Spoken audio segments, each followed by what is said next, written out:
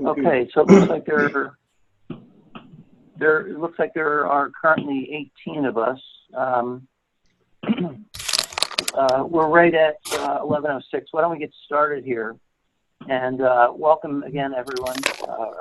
Grateful you're with us today.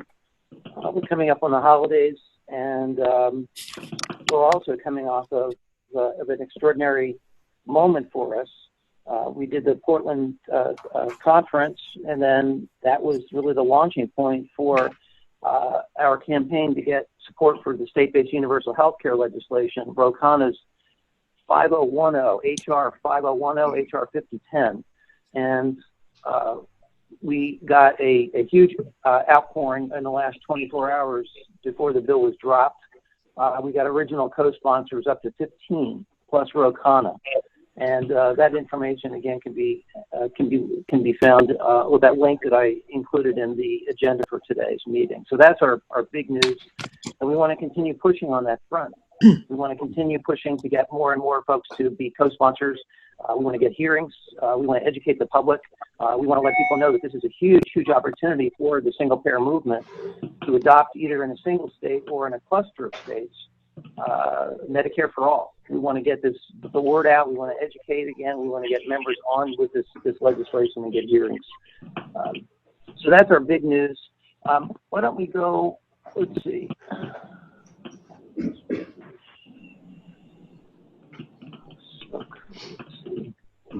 So for the agenda for today's meeting, we're going to just be doing a little bit of shopkeeping and just bring people up to speed on where we are as far as our work is concerned.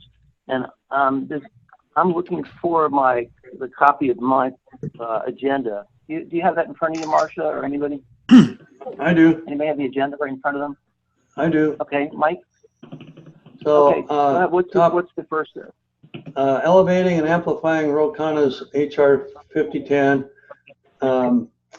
the 15 co-sponsors, and that you have an active link to those, and asking us to contact our own members if they're not signed on. All right. David Loud, you're with us, right, David? I think I saw you. David, do you want to come up and say a few more words about where we are and relate what happened at the Portland conference? You need to unmute yourself if you want. Yeah, I did. Thank you. Well, we were fortunate that the subject got added to the agenda at a plenary in Portland, sort of at the last minute. The problem had been that it wasn't clear until shortly before the conference when Ro Khanna was going to introduce the bill, and the organizers didn't want to feature something that was still iffy. But it no longer was iffy, and so we got a shot at a plenary to introduce the subject and to try to make the case that the state-based proposal is an integral part of the larger strategy and the larger movement for universal and single-payer healthcare on a national basis, and that it was part of a two-track approach that we should be pursuing to promote Medicare for all on the one hand, and the state-based proposal as another way to build the movement and possibly to be able to make some gains in individual states before the nation is politically ready to embrace Medicare for all, even with good outcomes of the 2020 elections. And I think, based on the response that I sensed down there, and based on the help that we've had since the conference and getting co-sponsors and so forth, that was, fairly well received by most of the people there. I know there are some people at the conference and in the single-payer movement who still feel it's a mistake to do anything but focus on the national and Medicare for all. But I think we're making headway in persuading many people in the movement that no, in fact, we can do both these things at once, and we need to do both of these things at once. Right, yeah. And of course, one of the best pushbacks is looking at the co-sponsor list, and who's number one, David? Pramila Jayapal. Woo-hoo. Right, right. You're And that really does tend to sort of shut down the resistance. The people do need to see and understand, but there are folks who are going to be stuck on this because they want to see any sort of a universal healthcare system be mandatory along one track, one line, one paradigm, one model, and that's just not the way that legislation works at the state level. We want to make it absolutely as easy as possible, move toward that, but. Did Ken get on the call? Ken, first off, you want to add anything? Ken? I don't see his number, but let me throw in one more thought, Chuck, before we move on, and that is that in the press release issued by Kana in introducing the bill are some very useful quotes from Pramila Jayapal, from Kana himself, that help to frame the issue as for state-based as being part of the movement for Medicare for all, for national health care. And I refer you to Pramila Jayapal's quote in the press release and to what Kana himself said in a tweet, because I think it's helpful for us to show how the leading advocates of Medicare for all are also promoting the state-based proposal. So the actual wording that they use, I think, is useful. Mm-hmm. David, did you send that out? Or yeah. So did you send out the press release? I think I've seen it. This is Barbara Pearson from Massachusetts. I just realized that under legislation on our website, we're not complete. We don't have that yet, and I just gave myself the task to do it. But it would be great to use part of that for that. So, and I think we don't have. It's a little hard to hear you, Barbara. But so you just need all the materials for posting, right? Do you have everything? I just would. It would be helpful to get the press release again if you've sent it before. That's all. So, okay. David, if it's not too hard to send it. Right. If David, are you in a place to send that on to Barbara? Are you in a good place? Or I can. Either way. B.G. Pearson. Figure it out. You're on mute. Right. You're on mute, David. Okay. All right. We'll get all that material over to you, Barbara. I'm still not adept at doing more than one thing at once with the I can't computer. either. I know. I feel exactly the same way. I don't want to lose you all. But Chuck, did you not send out Kana's press release to the one-payer states? I just have not been near a good computer. Yeah, I've sent out everything, but I'll resend it. I've sent it to the whole group, but that's okay. We're going to just resend it. No big deal. Other comments or questions on the on recruiting your members of Congress? Any comments, questions, challenges? Yes, Chuck. Opportunities. Yes, Chuck. Hi, this is Maureen. I just wanted to share that some of the leadership in different California groups, some of the leadership is not in favor of this bill because they see it as an obstacle to the 1332 waiver, which these people believe really makes it possible for us right now to have a single payer bill if we get, the legislature to move on a bill. But they see this as kind of an excuse, at least in California, for the legislature to sit back on its heels and say, oh, well, we have to wait until this federal bill comes through. And in fact, about a year ago, a little less than a year ago, Gavin Newsom sent out a letter, prior to the Kana bill, obviously, saying that, oh, yes, we just have to find a way to get a waiver. But in fact, the waiver exists, 1332. So some people are feeling that this might actually be an obstacle, whereas we should just be pushing on the 1332. That's just a comment with some of the conversation that's happening with people that I'm in contact with. Right. Well, that's addressed on the talking points. That's addressed on that two-page handout. Right. I did share that. I did share that with people, and a couple of them are looking at are reading the actual bill. So we'll see what happens. We're having our board of directors meeting for Healthcare for All California, December 8th, and this will be a topic of conversation. So I'll have more to report. Okay, terrific. And let us know how that goes. I will. Thank Go you. ahead. Yeah, absolutely.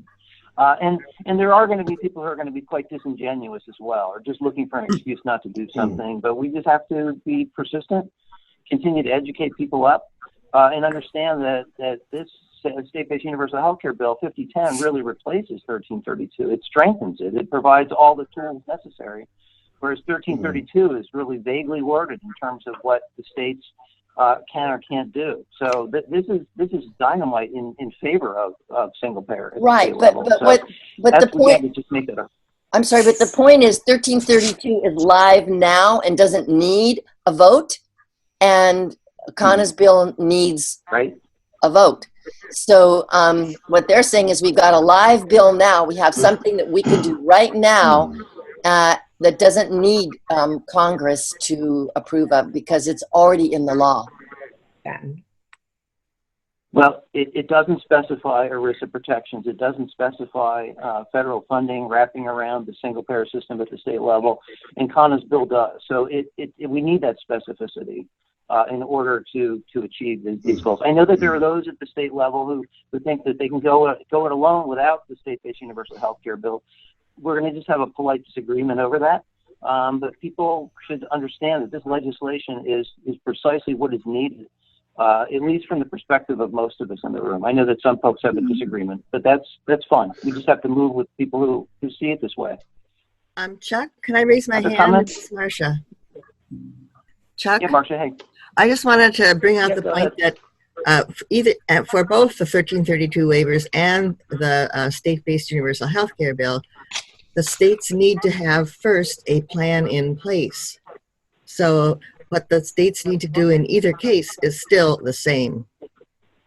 So that needs to be understood, that you don't get any funds under any waiver system unless you have a plan in place where those funds can go to. So it's to the benefit of states to actually go ahead and get thinking and devising a plan. Right. So taking just a quick look at Vermont, if this legislation had existed when Vermont was moving forward, there's every chance in the world that Vermont would have been successful. I know it wasn't a pure single payer model, but it would have enhanced their ability to finance universal health care in Vermont, whereas Governor Shumlin pulled back, arguing that it was just too heavy a lift in financial and political terms. So this is an enhancer, this legislation, and that's something we just have to keep reminding ourselves of and telling others that this is really the direction to go. And take a look at the list of legislators who are on it and understand that the key leaders in the Progressive Caucus are all on board with this legislation. It's not an obstacle. Anybody else? Yeah, Catherine was first. Catherine? I have a question. I just want to clarify for my own understanding for what I personally plan on telling everybody, because my representative is not for any kind of legislation like this at all.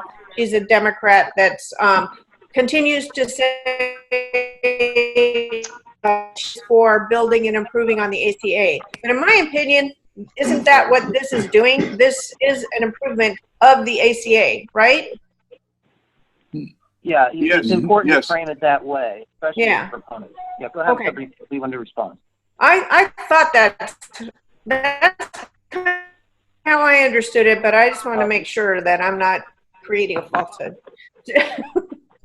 Right. Okay, that was my question. Chuck, if I could, David here, if I could add that if the ACA is repealed, is overturned by the courts, the whole basis of this state-based bill is pulled out from under us, because this builds on the Affordable Care Act. It adds something to the Affordable Care Act. Absolutely. I have a question. Yeah, but Mike? And that is, I've heard a concern that for this to be appealing to conservatives, that the sponsors should be carefully chosen. And we already have two that are kind of red flags as sponsors. Is that sort of in the long-term strategy of not putting red flags as sponsors of this bill? When you say sponsors, are you talking Kana and Jayapal? I'm talking, no, about OCA. OCA, Cortez, Ocasio. Oh, I see what you're saying. Look, Yeah. we need to get as many co-sponsors across the board as possible. Right now, we don't have any Republicans. I went after my former Republican member who is on a bill that addresses health care in extremely incremental fashion. And I'm going to continue working on it. Brian Fitzpatrick. We do need to get Republicans on the bill. Absolutely. You're 100% right. We have to get blue dog Democrats. We have to get corporate Democrats. We're quite a ways away, obviously. I'm just worried that those two could repel any chance of Republicans signing on. Well, there's nothing we can really do about that. We want all members of Congress to be on board with this legislation. And if it's going to be that partisan and that emotional and that ideological, then we're going to have to overcome that. We're going to have to replace our members of Congress. We're going to have to primary those people who aren't doing what the Democratic Party rank and file wants done, and what more and more Republicans want done, and the business community. And these people are walking away from the American public in droves. They're answering to their finances. Always, I go to opensecrets.org. Find out where the money is going in the pockets of these members. Opensecrets.org is a great tool. And when the time is appropriate, call them out and say, are you answering me, or are you answering the dollars that are coming in from the medical industrial? Mm-hmm. Other thoughts? Okay. Let's move on if we could. Bob Mason. Whoops. Bob Mason had his hand up. Oh, Bob, I'm so sorry. Bob, Yeah, that's okay. My bad. Just very briefly, in Pittsburgh, we're working on getting Mike Doyle to co-sponsor. He was on 676 from about 2006, and he's on Jamila's bill. But we found it difficult to get some co-sponsors, many co-sponsors, to be championed. And that's been a struggle with Mike Doyle. But I don't believe any Democrats in the Pennsylvania delegation have signed on to 5010. That's right. We need to roll up our sleeves here in Pennsylvania. My own member is in the second or third most bluest district in the country, Dwight Evans, and he is shamefully running away from this legislation. And just for the life of me, I'm not sure why. I can't even get a call back from his LA. I'm gonna just pigeonhole him. I'm gonna find him at church. I'm gonna talk to him in front of his constituents. Really, I mean that was the way I know that Kennedy was gotten on to 1384. Is they bird dogged the hell out of him. They just hammered him. They just went everywhere he was. That's what we're ultimately going to have to do. This is a revolution. We're not going to be polite. We have to occupy. We have to use all the tools in our toolbox. But thanks for the update, Bob. Yeah, anything you need to get Doyle on. Once we get Doyle, then it'll be easier to get other Pennsylvania members. Thank you. You're welcome. Okay. Thank you so much. Bill, Dr. Bill, want to do a quick update on California and Maureen and Bill Bronston, if you want to weigh in as well. Just get a quick update on what's happening in California. A lot of interesting news. Sure. Dr. Bill, Yeah. Hey, Chuck, can you hear me okay? Gotcha. Chuck? Yeah. Okay, good. Thanks. Yeah. Sorry. You should. Yeah. I'm on the road today. I'm in Long Beach, California, waiting for the opening of the California Democratic Party state convention, and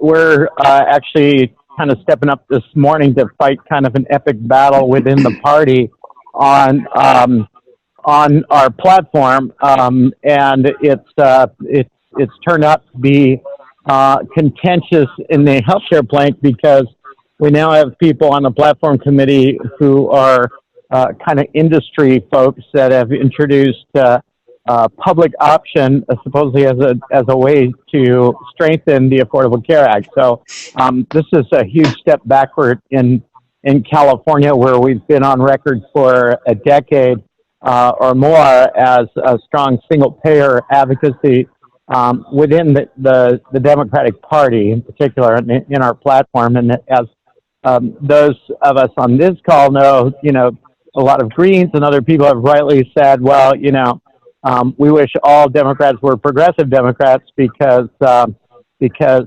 many of them don't go along with the idea of a single payer system, and that is absolutely true.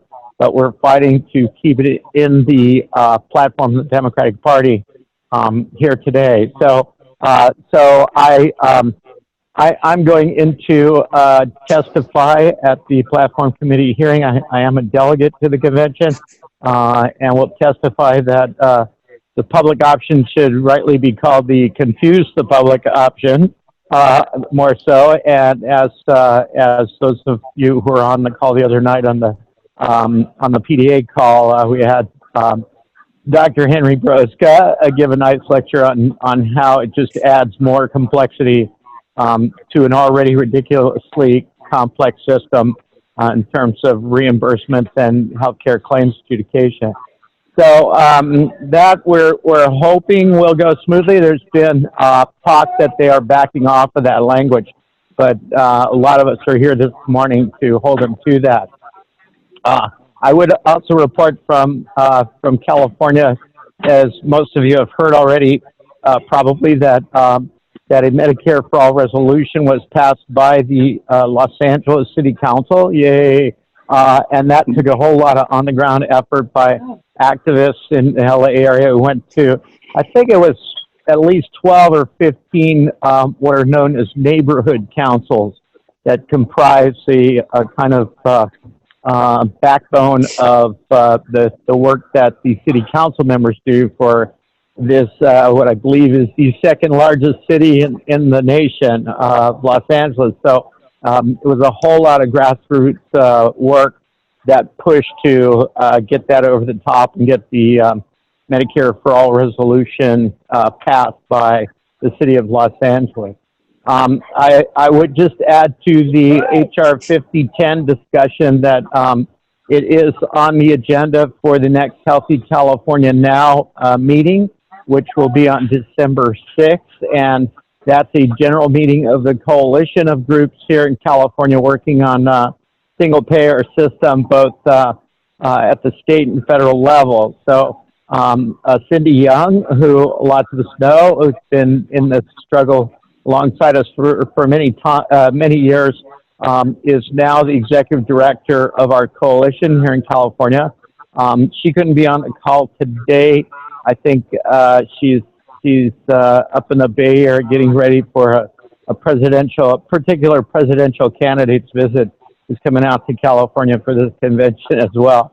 So that is on the agenda. And then also Cindy Young wanted me, she is advising us all that to let you guys know that Healthy California Now Coalition board members have scheduled to meet on November 21st with the director of the California Health and Human Services to discuss specifically the status of the Governor's Healthy California Commission, which is what came out of our last push here with SB 562, that the legislature, basically compromised and decided that there would be a commission set up by the governor that would then move the issue of a single payer system here in California. So we're pushing the department that should be advancing that commission. We haven't seen a lot of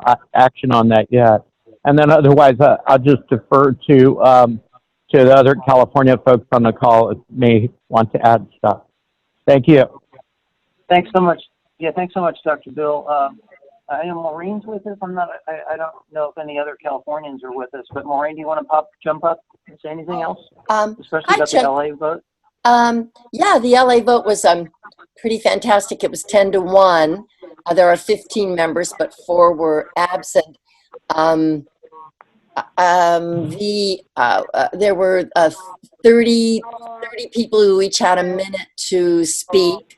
And we had people representing like Social Security Works and Americans for Democratic Action and a lot of different organizations.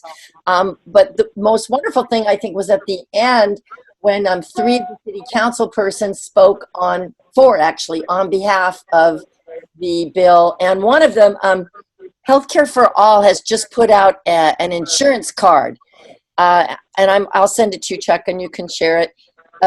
It's what a California Medicare for All single-payer plan would look like, and it looks just like an insurance card.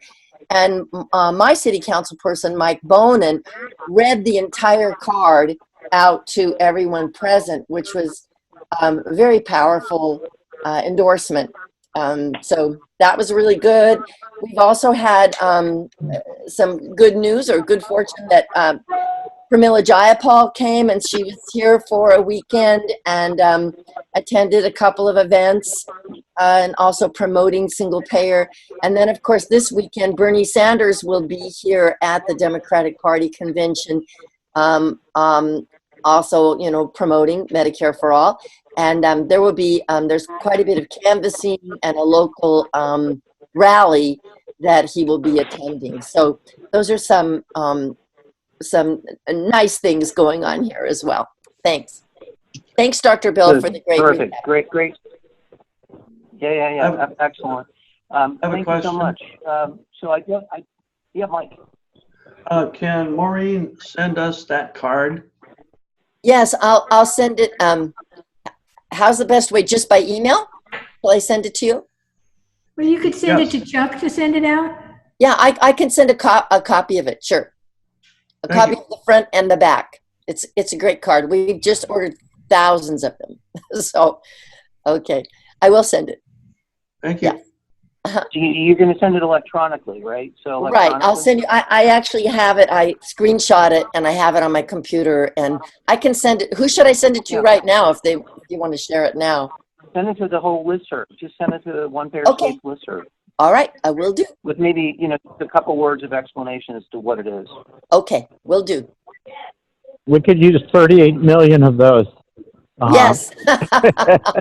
There you go. Well, actually, if we could just influence a good portion of 120 legislators, that would be very helpful. Thank you. There you go. And let us keep it abreast on the efforts to move forward with getting piggybacking on your success with HR 5010. Thank you. Let us know how that goes. I know that Catherine, are you with us? You asked to have do a quick share on what you're doing in Washington State, and this is a time for other folks to jump up and give a quick update on state activity. Catherine, are you with us? Yes, sure. You guys can hear me okay? Yep. Okay. Yeah. So, it was a little staticky earlier. oh, Sure. sorry. Yeah, I moved to where I'm closer to my internet. Hopefully that'll help. So I'm the chair of Whole Washington this year, and I just want to let everybody know we still have our bill, Senate Bill 5222, is still in our legislature. It came from our Citizens Initiative, I-1600. We are currently, my vice chair is currently working with a House representative, or excuse me, a House representative to get a companion House bill in our legislature. We're not encouraged that our bill either of those will come out of the Healthcare Committee. So we are actively collecting commitments from people to pledge to collect signatures for our campaign in 2020. We've currently got over 162,000 signature pledges, and we'll need about 300,000 signatures to get an initiative to the legislature. So that's what we plan on doing, is getting an initiative to the legislature, which would put our bill on the ballot in 2021. Doing it to the legislature versus the citizens takes a little bit longer, but since we're all volunteer and we don't foresee any billionaires giving us $1 million, we're thinking that's the better way to go. We're also just going into currently actively trying to do some major fundraising in order to pay for that campaign. And we're going to be starting that in the next couple weeks. And we're just really hoping that we can get some of the other single payer advocates in Washington to sign on as supporters and to help us with that. So that's kind of where we're at. All right. Thank you so much, Catherine. I see silent applause from Bob Crazen. I see. Any other folks with a quick update? States? Yeah, I guess this is. Okay. Sorry. I'm sorry. Who's this? This is Marcia also from Washington State. If I can have a minute just to say that in Washington State, we're so passionate about single-payer healthcare that we have multiple organizations working on different ways to get there in our state. So at Healthcare for All Washington, we are actually working with the Universal Healthcare Work Group that is taking a year to have public meetings and discuss with stakeholders, quote unquote, in various aspects of healthcare, including legislators, advocates for single-payer healthcare, patients, doctors, insurance companies, labor, and hospitals.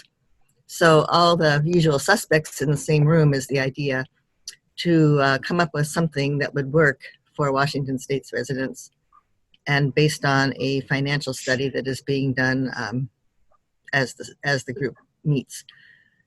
So we're going along with that, and of course we're pushing for co-sponsors on the ROCANA bill, State-Based Universal Healthcare Act bill.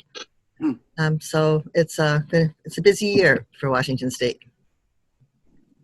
Yeah, Marcia, David here. Could I just add one point, Marcia, that Sure. the Universal Healthcare Work Group that you mentioned was established by the legislature as the outcome of our campaign for the Pathway to Universal Healthcare bill. So that's created by the legislature. I just wanted to make sure that was clear. Thank you. Yeah, very official. And has lots of citizen participation, room for public comments, and the meetings are open to the public. Anyone can come. So it's a transparent procedure, and we're cautiously optimistic that something good will come out of that. And our advocates will do their best to make that happen. Thanks. Sure. Terrific. Okay. Hey, thanks for that. Anybody else? Yeah, this is. Bob Crazen. You have to unmute. Oh, there you go, Bob. I just received word as I was sitting here that an op-ed that we had written back in October will finally appear in the Columbus Dispatch this coming week. It's something that I worked on with Public Citizen, who has been very supportive of the single-payer movement in the Congressional House.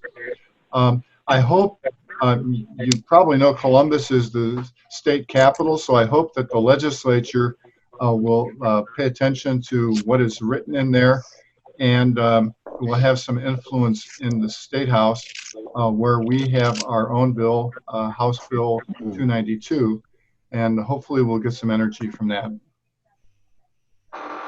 That's terrific. That's terrific. Here's a trick we used to do in campaigns.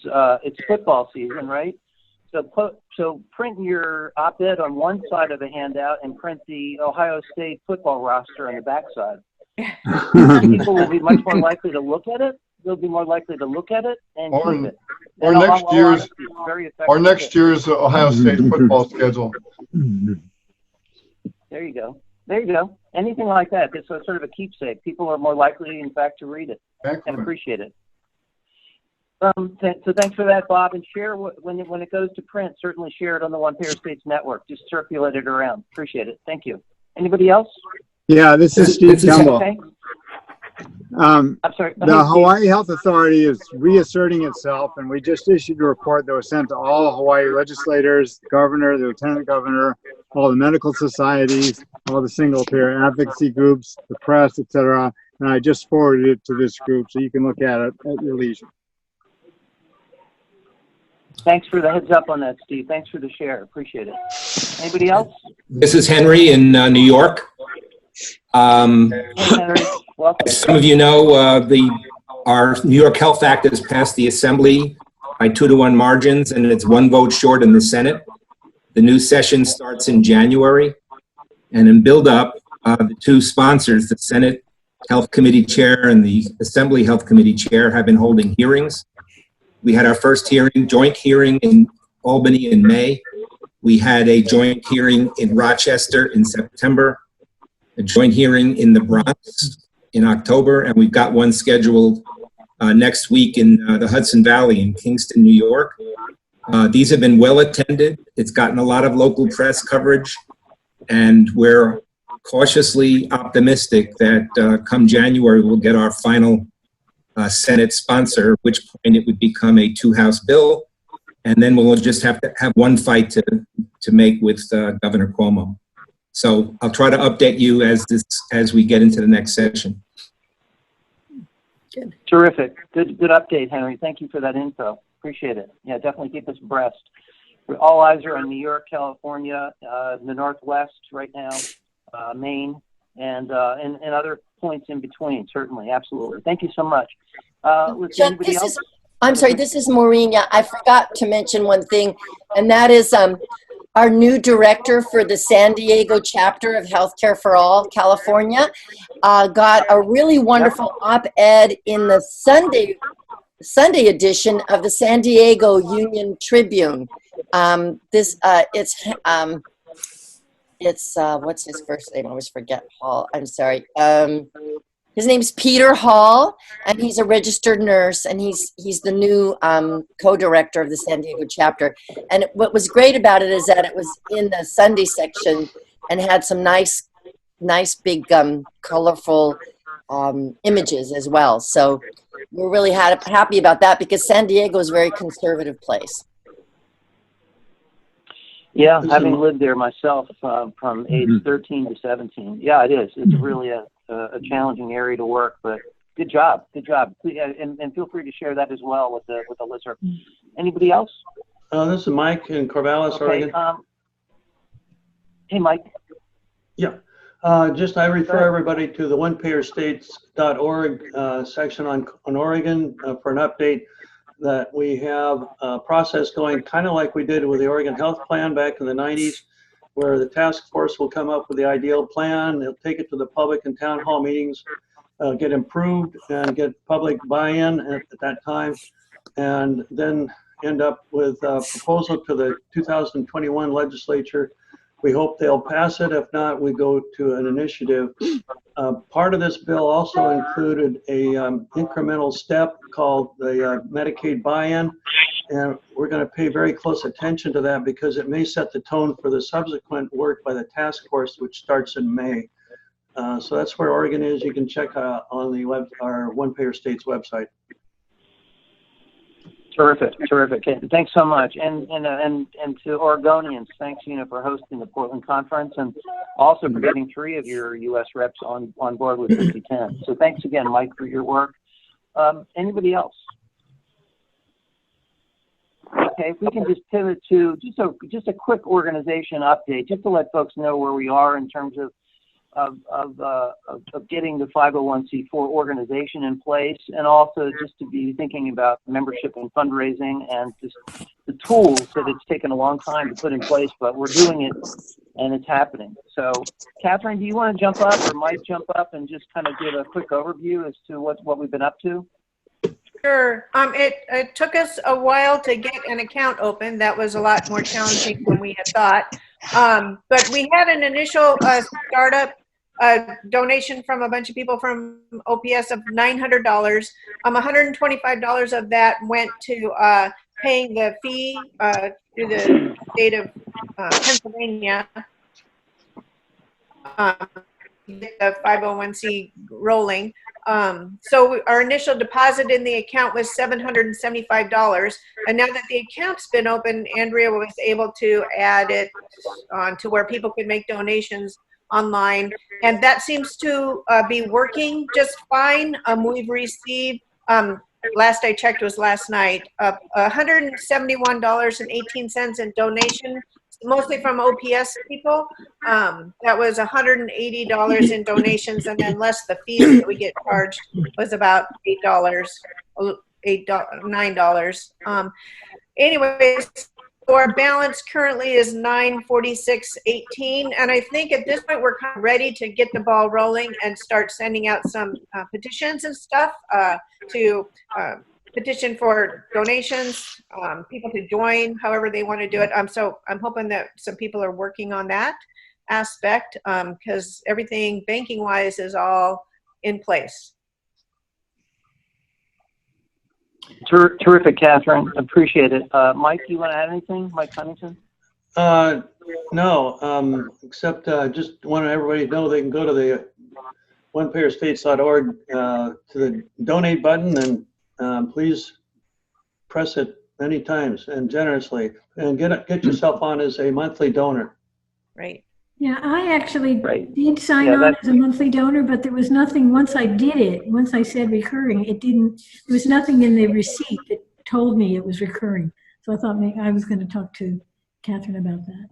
Well, and I think I tried to do that too. I thought I had done that, but it doesn't look like I did. So hopefully that's been fixed. I know we do have one recurrent, and I think it might be Mike, I'm not sure, that is a recurring donor. But I thought that I did that too. I did too, yeah.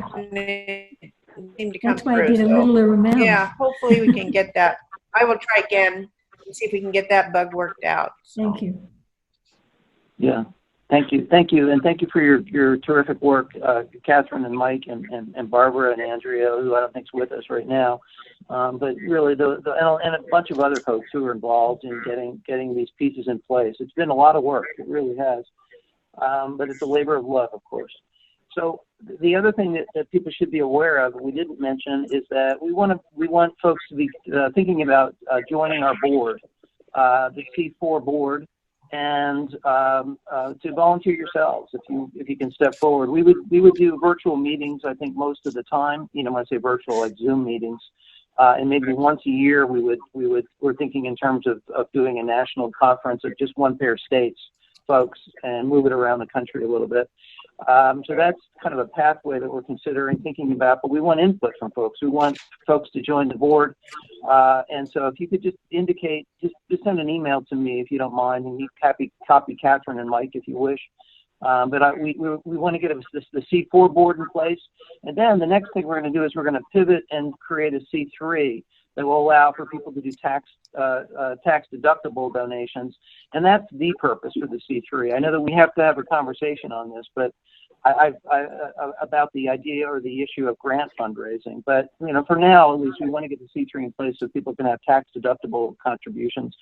And it's going to actually cost money to set up the C3. I think it's roughly $800 to do so. So whatever funds you're able to contribute now until we set up a template for membership, maybe a sliding scale for people to determine the affordability. But whatever you can contribute on a monthly basis, like Mike was saying, is really, really helpful just to get us off the ground and get us launched so that we can be a much more significant player. And the last thing to say is that we didn't really discuss above much about the national petition campaign, but I'm working with David and with Ken and Andrea and also with folks over at Social Security Work. Some people know Alex Lawson. He spoke at the Portland conference. Is that we want to go big. We want to go big with a national campaign, a national petition campaign to get people, again, educated and involved in supporting 5010.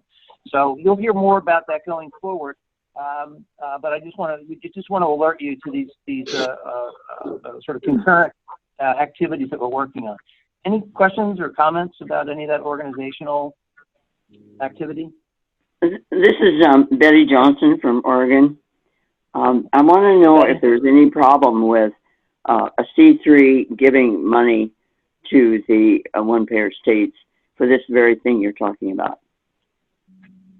Is there any barrier? It would be non-political. Any money, right? It would just be pure. Any money coming spent from the C3 would be purely educational.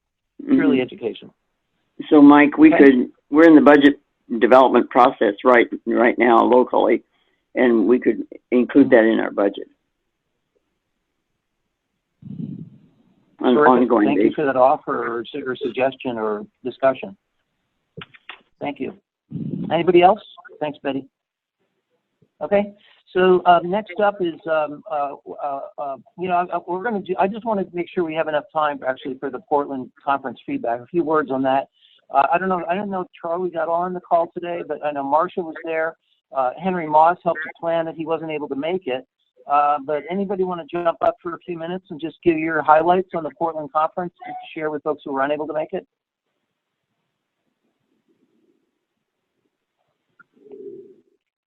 You have to unmute yourself if you're trying to talk. Well, it was a fantastic conference. There were, go ahead, jump up. I'll jump up, I guess. It was a fantastic conference. It was great talking to people. And I know our members of Washington that attended were really, really motivated and encouraged by all of the excitement. They thought that the educational classes and stuff were all great. And they were just totally, completely motivated by it. It was great. I'm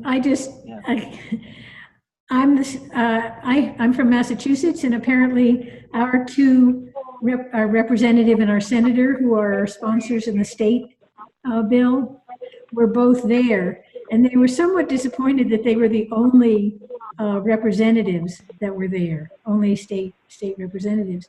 But I think that they were very active and they got a good reception when they were there. Yeah, it was terrific. Also, the state leader, PSEA, who's at UMass Amherst, African American gentleman. I'm spacing his name right now, but he was one of our speakers as well. Really? Are people picking up noise on my phone? There's sawing going on in the background. Is it bothering people? Hopefully, no. Okay. Anybody else on Portland? This is Mike. Just to quickly say that we did. Oh yeah, Mike, go ahead. I just heard indirectly from Warren George, who's a businessman here, and he and Richard Master felt like they kind of had to walk around with hoods over their heads in such a passionate, kind of union-oriented environment. So that's just a comment. They had to walk around with the hoods on their heads? Yeah, that's metaphorically. They felt kind of isolated. Okay. Well, I mean, Warren did the opening of one of our workshops in the evening, and I think we gave him a gracious welcome. I didn't see any bad tone or mistreatment in his direction. Did anybody pick up that?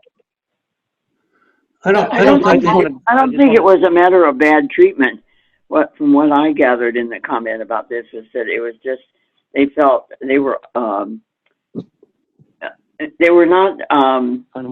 There was not a broad representation, a cross section of people. That it was dominated by union people.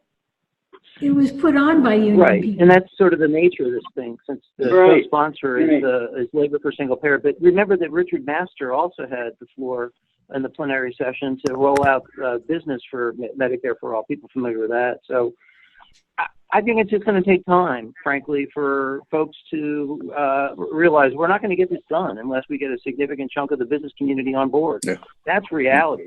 Healthcare is covered on the business page of the newspaper. That's where we are. So folks are going to have to get over that, if I can say that so boldly. But anybody else feedback?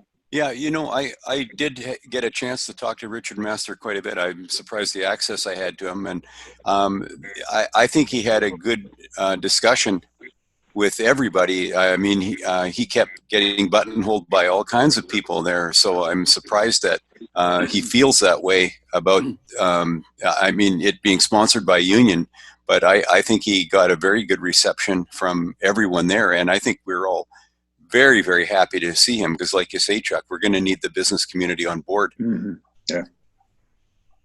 This is Maureen. I I thought the conference was very energizing. I mean, every now and then, you know, I think as activists, our energy starts flagging and we start feeling kind of burdened. And something like this conference really sort of gives us a little boost, a little injection of optimism and solidarity and feeling like, yeah, we have a lot of friends holding hands across the country. So I found it to be very energizing at a time when I really appreciated that. Thank you, Maureen. Hey, Chuck. Yeah, go ahead. Dr. Bill with a quick comment. Go ahead. I would just add to that in terms of energizing, our good friend Rose Roach from the Minnesota Nurses gave a great talk, and I can't remember her name, the flight attendants union president. She gave a great talk. Alex Lawson was on fire. Alex brought up the concept that you know, any good extortion operation, meaning big pharma and big insurance, has to literally kill people in order to get people afraid enough to buy their product at their exorbitant rates. So we ought to be looking at preventable deaths as the business model of big pharma and big insurance, and the murder racket that they're in. Thanks. Terrific, Dr. Bill. Yes. Hey, thanks so much. We're nearly at the top of the hour here. If I could just say a couple things about the working group updates and make sure that people get the next meeting on your calendar. It's actually going to be December 13th. So it's on the agenda, but just note that that's not the third Friday. I just didn't want to go to the 20th. I thought that would be a little difficult during the holiday season. The 13th may be challenging enough. But as far as the working group updates, the communications group is working closely with Donna Smith right now. We're hoping to get an audience with the Kaiser Family Foundation and partner up with them to do a deep dive research project around values-based communication, which was part of our presentation workshops in the evening in Portland. So you'll be hearing more about that going forward. We have nothing especially concrete to report, and that's in process right now. As for the policy group, I know that Bill Bronson's eager to get things ramped back up. We're working on that as well. A number of policy people are with us on the call today. So that I'll put out a call for a meeting of that group in short order. And then the education and research, we simply need to ramp that back up, especially with the work we're going to be doing with the national campaign, the petition, and continuing to educate around state-based universal health care specifically. Any other final closing comments, thoughts today? Yes, Chuck, David here in Seattle. I just wanted to add one point about the Portland conference. It was something that really came into focus at the very end, at the very last session, and I think it's worth mentioning, and that is that universal health care is really a fundamental issue for racial, immigrant, and gender justice. And we need to be very mindful about looking at our movement and how well or poorly we represent the interests of those who are most adversely affected by the current system, and to work on that. Right. I mean, as well, it's an issue, it's a class issue as well, right? So, yeah, absolutely. We need to be more mindful and inclusive. And part of that challenge is going to those groups. We can't just expect folks to come our way. It really involves going out of our own comfort zone, right, David? Chuck, on Give that me a thumbs point, up. Thanks. Chuck, on that point, in California, the film "The Power to Heal" is taking off like wildfire, and so many of our chapters are showing it. And that's a wonderful entree, is to come to other groups, especially in the African American community, and offer the film. Say, we've got this great film, we'd like to show you, and be there for a discussion. And I think that's really a good opener. It's a terrific film, and it also gives us hope for advancing our cause. But it's very, very good at engaging, I think, other communities that have felt marginalized and kind of left out of these efforts. Say the name of the film again. It's called The Power to Heal, Medicare and the Civil Rights Revolution. The Power to what? Power to Heal, HEAL. Okay. And it's Medicare and the Civil Rights Revolution. Okay. It's Bullfrog Films. And you can get a copy. You can get a discounted copy as an educational institute if you are nonprofit and you are showing it to educate people. Thank you. Uh-huh.